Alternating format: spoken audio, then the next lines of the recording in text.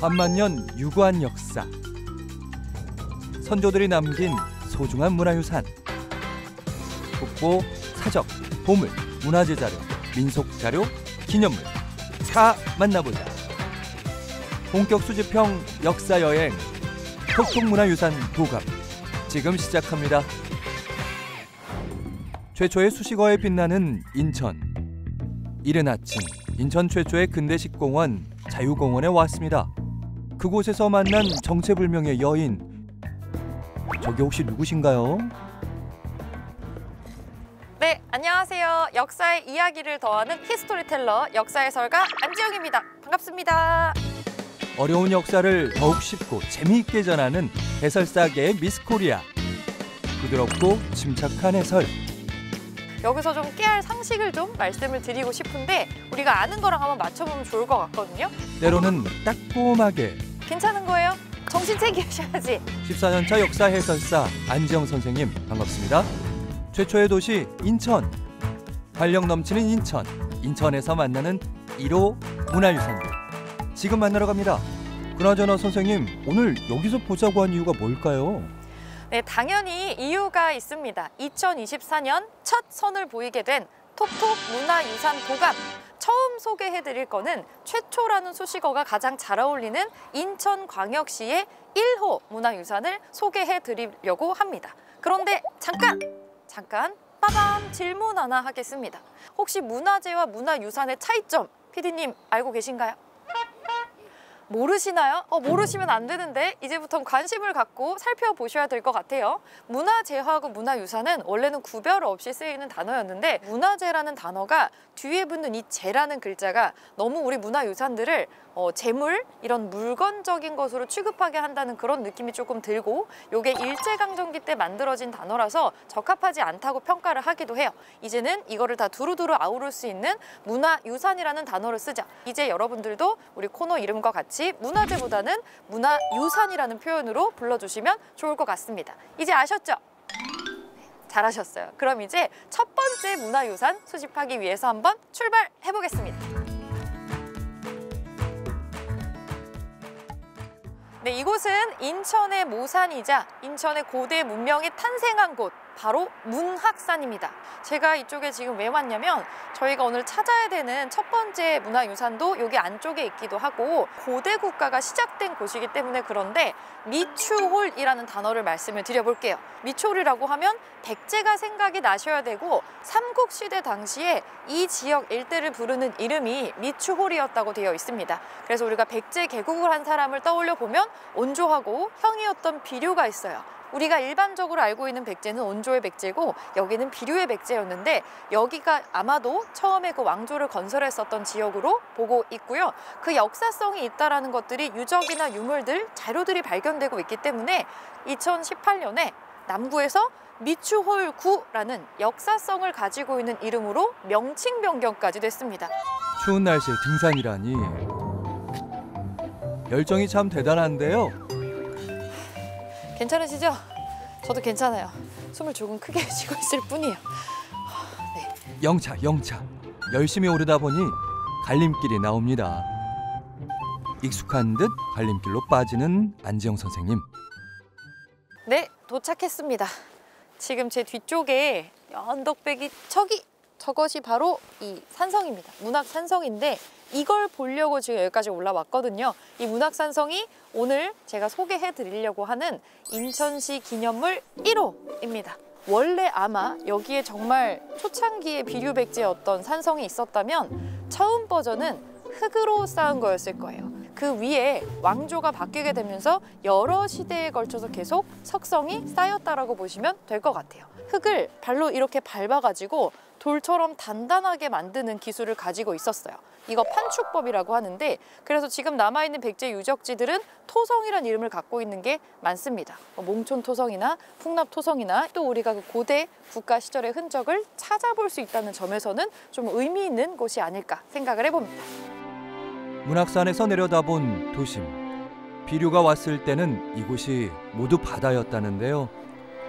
인천 앞바다를 보면서 강대한 해상왕국을 꿈꿨을지도 모릅니다.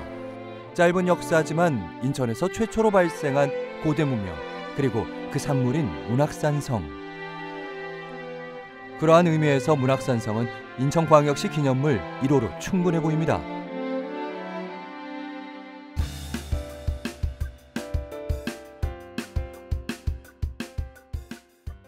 여기는 어디냐면 이쪽은 문학초등학교입니다. 인천의 문학초등학교인데 왜 갑자기 제가 초등학교에 왔을까요? 왜냐면 여기 안쪽에 우리가 오늘 보려고 하는 인천광역시 유형문화유산 1호가 있기 때문입니다. 그러면 안으로 한번 들어가 볼게요. 일단 오세요. 초등학교 안으로 돌격. 어디 보자. 학교에 웬 오래된 건물이 있는데요. 혹시 이 건물 때문에 여기 온 건가요? 네, 여러분 바로 여기입니다. 제가 지금 초등학교 안쪽에 들어왔는데 학교가 아니라 옛날 건물이 지금 보여요. 여기가 바로 인천의 유형문화유산 1호 인천도호부 관아가 뒤쪽에 지금 펼쳐지고 있습니다. 예전에 조선시대로 거슬러 올라가 보면 보통 우리가 조선시대 팔도라고 하잖아요. 팔도를 두고 거기 밑에 지방을 여러 개로 나눠가지고 관리를 해요. 대도호부가 있고 목이 있고 도호부가 있고 군현이 있습니다. 제가 지금 언급한 것 중에서 도호부에 해당하는 게 여기 이름에 지금 똑같은 게 들어가 있어요. 선생님, 인천 도호부 관아 언제 지어졌어요? 그 기록이 정확하게 남아있는 거는 아닌데 조선 초반의 문신 중에 강희맹이라는 분이 있어요. 이 강희맹이라는 분이 인천부 승호벽상기라는 책을 쓴 게 있는데 최소한 그 전부터 여기에 뭐가 있지 않았을까 이렇게 추정을 해볼 수가 있겠죠. 학교 안에 이런 멋진 문화유산이 있다니 이곳에 다니는 학생들의 자부심이 대단할 것 같은데요. 그런데 선생님, 관아치고는 건물도 별로 없고 규모가 좀 작아 보이는데요? 지금 건물이 2동밖에 안 남아 있어요. 원래는 여기에 2동이 아니라 한 16동 정도가 있었다라고 기록을 찾아볼 수가 있었는데 화도진도라는 지도가 있어요. 옛날 인천 이 지역을 그려놓은 지도가 있는데 국립중앙박물관에서 찾아보실 수가 있습니다. 이 지도에 나와 있는 내용을 근거로 해서 이 옛날의 모습을 좀 가깝게 재현한 공간이 바로 근처에 있습니다. 그러면 그렇죠. 자, 초등학교에서 쭉 옆으로 가면 그렇습니다. 여기입니다. 관아를 재현한 곳답게 우리 사또께서 입구를 지키고 계십니다.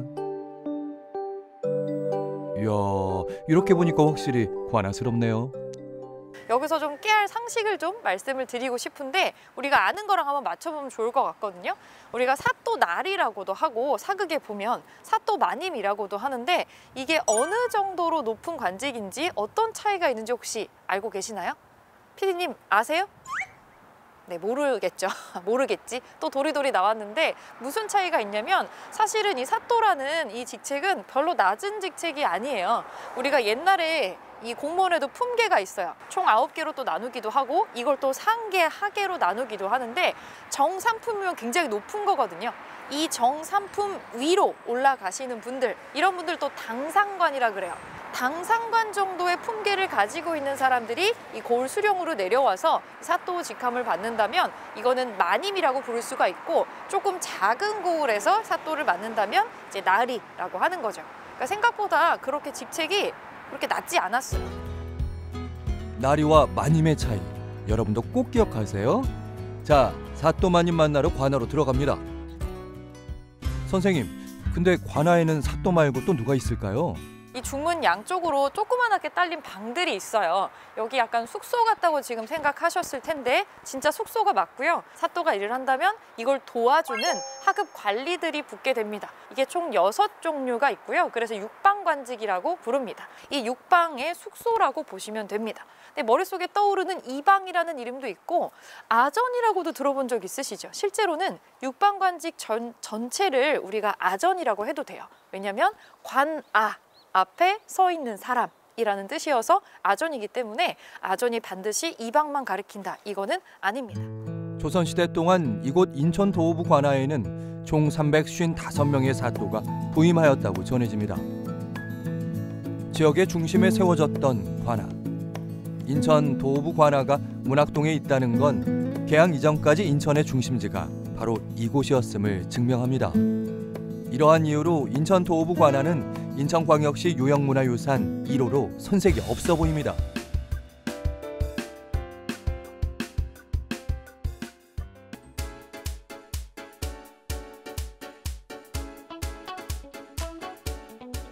네, 제가 오프닝 때 인천을 최초의 이 지역이라고 소개를 한번 했었는데요. 여기가 바로 우리가 마지막으로 살펴볼 우리의 또 다른 1호, 이 등록문화재 1호로 들어가 있는 장소라고 보시면 됩니다.